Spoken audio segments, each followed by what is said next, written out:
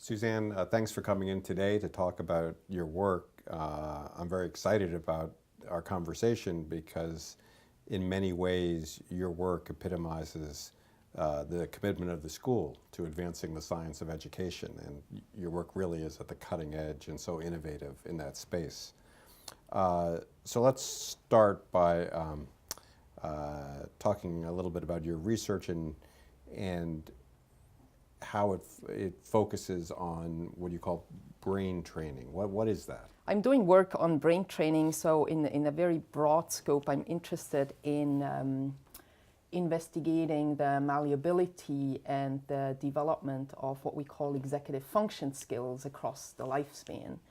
And one way to do that is we develop games, what you might call brain training games, that target these very specific executive function skills in people across the lifespan with the goal to improve those skills. And unpack that term executive function a little bit for the audience. Yes, that's a very critical question here. So executive function means our ability to solve new problems, to resist distractions, to keep information in our mind, inhibiting prepotent responses. So very basic cognitive skills that allow us to do what we would call higher order cognitive skills, reading comprehension or math or complex memory functions. So it's a very underlying cognitive skills that is useful for pretty much everything that we do in our daily life.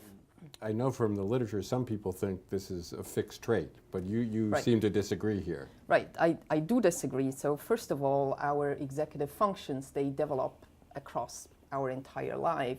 And there are lots of things that impact how well we do in our executive function, ranging from education. So schooling is a very big factor that helps us to develop our executive function skills.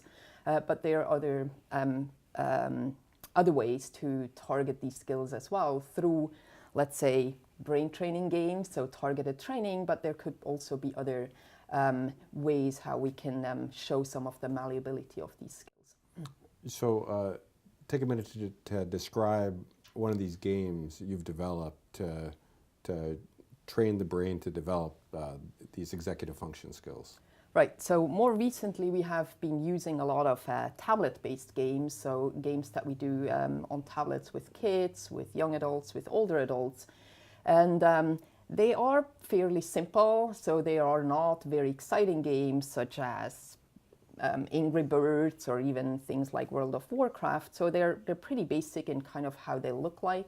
So in a typical game, people would see a stream of objects, could be animal, one after another. And then for each animal, you would have to decide whether it's shown right side up or upside down. And then after a couple of animals, you would have to recall the animals that you saw in order by tapping on a display of various animals that you might have seen.